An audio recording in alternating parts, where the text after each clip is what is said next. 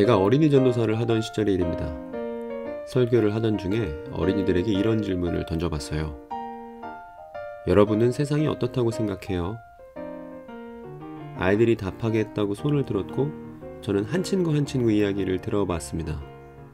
그리고 요즘은 초등학생이라고 해도 이 세상이 마냥 장밋빛이 아니라는 사실을 너무 잘 알고 있습니다. 그래서 세상이 별로라고 말하는 친구들에게 근거를 물어보니까 뉴스에서 봤어요 라고 말하는 친구도 있더군요. 물론 숙제가 있어서 세상이 싫다고 말하는 귀여운 친구들도 있었습니다. 그리고 이런 답변들은 제가 설교 원고를 작성하면서 사실 예상했던 것들이었어요. 왜냐하면 세상이 악하다는 결론을 내기 위해 던진 질문이었거든요. 그런데 쭉 아이들의 답변을 듣고 있다가 어느 한 아이가 했던 말이 제게 잊혀지지 않는 그런 말이 되었습니다. 그리고 그 아이의 말에 그 자리에 있던 저나 선생님들, 그러니까 적어도 어른들 모두는 당황할 수밖에 없었어요. 그 아이는 정확히 이렇게 말했습니다. 저는 세상이 다 꽃밭 같아요.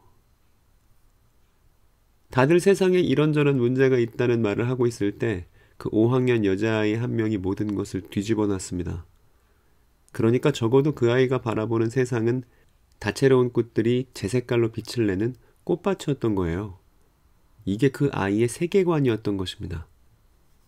이 아이뿐만 아니라 우리 역시 우리가 세계를 바라보는 방식대로 세계를 인식하고 있습니다. 어른이 되어버린 저는 세상을 쓰레기장 보듯이 보고 있지만 그렇다고 아까 그 아이의 말에 코웃음 칠 순 없었어요. 왜냐하면 세상에 꽃밭과 같은 면모가 없는 곳은 또 아니니까요. 여러분은 세상을 어떻게 보고 계신가요? 이제는 청소년이 되었을 그 친구가 요즘은 세상을 어떻게 보고 있는지 묻고 싶은 오늘입니다. 어찌되었든 저는 오늘 여러분들에게 세상을 보는 몇 가지 관점들을 소개하려고 합니다. 물론 제가 소개한 관점만 있는 것은 아니겠지만 적어도 우리가 세상을 이해하는 일에 조금이라도 도움이 되지 않을까 하는 생각 갖고 있습니다.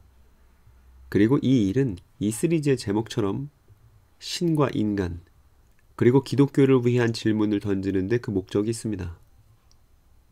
일단 먼저 오늘 우리가 자주 사용하게 될 단어들부터 챙겨보겠습니다. 여기 하늘과 땅이라는 단어가 있어요. 저는 오늘 이 단어들을 이런 의미로 사용하고자 합니다. 먼저 우리가 보고 있는 물리적인 차원을 땅이라고 부르겠습니다. 사람들의 삶의 터전이자 눈에 보이는 세계를 땅이라고 부르겠어요. 그리고 눈에 보이지 않는 차원, 물리적인 것으로 다 설명할 수 없는 차원, 신적인 차원을 하늘이라 명명해 봅시다. 하늘과 땅에 관한 이러한 정의가 여러분들에게도 낯설지는 않을 거예요. 그리고 지금 제가 여러분들께 보여드리려는 건 이 하늘과 땅의 관계를 어떻게 생각하는지에 따라 세상을 보는 몇 가지 관점들을 나열할 수 있다는 것입니다. 크게는 이 하늘이라는 차원이 있다고 말하는 입장과 없다고 말하는 입장으로 나눌 수 있는데 먼저 있다고 말하는 입장들 이야기부터 해볼게요. 고대에 영지주의라는 관점이 있습니다. 이 영지주의가 무엇인지에 대해서는 여전히 학자들 사이에 논쟁 지점들이 있지만 그럼에도 공통적으로 말할 수 있는 이 영지주의의 특징은 하늘과 땅을 이렇게 말한다는 거예요. 먼저 땅은 죄악된 것, 환상에 지나지 않는 것, 없어질 것 이렇게 보는 반면 하늘은 깨끗한 것, 본질적인 것, 실제적인 것으로 이해한다는 것이 모든 영지주의의 공통점입니다. 그래서 영지주의자들은 이 땅에서 영지, 그러니까 영적인 지식, 하늘에 관한 지식을 얻어서 이 땅을 떠나 하늘로 가는 것이 영지주의자의 최종 목표입니다. 소위 영의 세계가 있고 육의 세계가 있고 그 육의 세계는 멸망할 것이며 우리는 영의 세계로 가기 위한 특별한 진리를 깨달아야 한다는 식으로 말한다면 그야말로 영지주의에 관한 적절한 요약입니다. 다음 입장을 살펴보겠습니다. 이 두 번째 입장은 하늘은 있지만 하늘은 땅에 관여하지 않을 뿐만 아니라 하늘과 땅이 만나는 것은 불가능한 일이라고 생각하는 관점이 있습니다. 여러분, 제가 학교 다닐 때 윤리 교과서에 보면 에피쿠로스라는 사람이 있었습니다. 그리고 제가 어렸을 때는 그냥 외웠어요. 에피쿠로스, 쾌락 추구 뭐 이렇게 말입니다. 그런데 이 에피쿠로스라는 고대인이 추구했던 쾌락은 그냥 쾌락이 아니라 내 맘대로 뭔가 누리겠다는 것이 아니라 신은 나를 도와줄 수가 없으니 내가 알아서 가장 바르고 검소하게 살아서 삶의 기쁨을 누리겠다는 그런 류의 쾌락을 말하는 것입니다. 대단히 고매한 쾌락이죠. 그리고 이와 비슷한 사상이 나중에 과학기술의 발전과 함께 찾아왔습니다. 이것을 가리켜 이신론이라 부르는데, 이신론은 하나님은 정밀한 시계공과 같아서 지구를 아주 질서 있게 창조해 놓고 더 이상 지구의 일에 관여하지 않는다는 입장이 이신론입니다. 그래서 인간은 그 하나님이 부여한 창조세계의 질서를 과학적으로 잘 연구해야 한다고 생각했습니다. 만유인력의 원리로 잘 알려진 뉴턴이나 국보론을 쓴 애덤 스미스가 이 이신론을 가지고 있던 사람들이었어요. 그리고 오늘날도 신적 차원이 있지만 그게 있더라도 오늘 나와는 상관없다고 생각하는 사람들은 사실 이신론적 세계관을 갖고 있다고 말할 수 있습니다. 즉, 하늘도 있고 땅도 있지만 이 하늘과 땅은 전혀 만날 수 없다는 생각이 이신론의 입장입니다. 그리고 아예 하늘이라는 별개의 차원을 생각하지 않으려는 입장들도 있습니다. 범신론이라는 말을 들어보셨을 거예요. 영지주의나 이신론이 하늘과 땅의 관계를 완전히 이질적인 것으로 본다면 이 범신론은 땅이 곧 하늘이라는 입장입니다. 그래서 만물 자체가, 이 땅에서 볼 수 있는 만물 자체가 곧 신이기 때문에 다른 차원은 없는 거예요. 그리고 이 땅에서 벌어지는 것 자체가 곧 신의 활동이 됩니다. 따라서 눈에 들어오는 보이는 모든 것들은 다 신과 관련됩니다. 나무도 돌도 소도 거룩한 신의 일부예요. 이렇듯 세계 자체가 곧 신성이라고 생각했던 것은 동서고금을 막론하고 되게 많았습니다. 불교도 이와 관련이 있고 인도의 힌두교도 이와 관련이 있습니다. 인샬라라는 인도의 인사말이 있죠. 모든 것은 신의 뜻이란 뜻인데, 이렇게 인사하는 이유 뒤에는 모든 것이 곧 신이라는 세계관이 작동하고 있습니다. 그리고 마지막으로 무신론의 한 측면으로서 진화론적 낙관주의라 부를 수 있는 것이 있습니다. 근데 이 명칭에는 진화론적이라는 말이 들었지만 사실은 진화론과 별 상관이 없을 수도 있어요. 다윈의 진화론 이후 나타난 삶의 태도이기 때문에 그렇게 부르긴 하지만, 진화론적 낙관주의는 진화를 진보로 오해한 경우를 말합니다. 그러니까 시간이 지나면 세상이 어떻게 되든 간에 발전하고 나아질 것이라는 입장을 말합니다. 그런데 생각해보면 환경에 걸맞지 않은 종들이 탈락하는 그 진화를 인류의 진보라 말하기는 어렵겠죠. 그러니까 이 입장은 그저 우리가 나아질 거야 라는 기대입니다. 그러나 과학적 진실을 들여다보면 들여다볼수록 이 진보에 관한 믿음은 근거 없는 것으로 드러납니다. 과학은 우주의 전망에 대해서 지구가 태양과 멀어져서 꽁꽁 얼어붙거나 아니면 물질과 물질이 서로 끌어당기는 힘에 의해서 우주의 모든 것이 하나의 덩어리로 찌그러지는 파국을 내다보고 있으니까요. 그래서 지금까지 아주 간략하게 살펴본 입장들을 정리하면 다음과 같습니다. 이런 도식으로 정리해 볼 수 있을 거예요. 하늘 있음과 없음, 그리고 미래에 관해서 낙관적인지 그렇지 않은지에 따라서 다음과 같이 표를 만들어 봤습니다. 그리고 지금까지 우리가 살펴본 입장들을 저 ABCD 위에서 이야기해 볼 수 있을 겁니다. 물론 딱 맞아떨어지지 않는 부분들도 있겠죠. 어디까지나 스케치를 해보자는 것입니다. 그리고 제가 지금까지 여러분께 이런 얘기를 드린 이유는, 그리고 함께 생각해보자고 초대한 것은 바로 여러분의 생각을 알기 위함입니다. 여러분은 저 ABCD 중에 어디에 해당한다고 생각하시나요? 그리고 여러분은 하늘과 땅에 대해서 어떤 입장을 갖고 계신가요?